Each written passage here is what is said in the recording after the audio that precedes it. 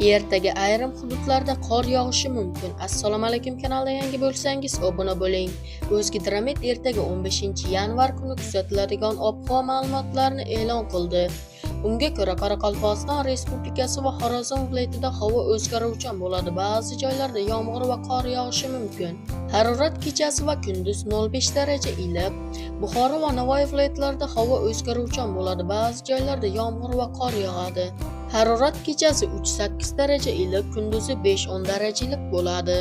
Toshkent, Sirdaryo, Jizzax va Samarqand viloyatlarida havo o'zgaruvchan bo'ladi. Ba'zi joylarda yomg'ir yog'adi. Harorat kechasi 4-9 daraja iliq, kunduzi 10-15 daraja iliq bo'ladi. Qashqadaryo va Surxondaryo viloyatlarida havo o'zgaruvchan bo'ladi. Ba'zi joylarda yomg'ir yog'adi. Harorat kechasi 5-10 daraja iliq, kunduzi 8-13 daraja iliq bo'ladi. Andijon, Namangan va Farg'ona viloyatlarida havo o'zgaruvchan bo'ladi. Yog'ingarchilik kutilmaydi. Ba'zi joylarda tuman tushishi mumkin. Harorat kechasi 2-3 daraja iliq, kunduzi 5-10 daraja iliq bo'ladi.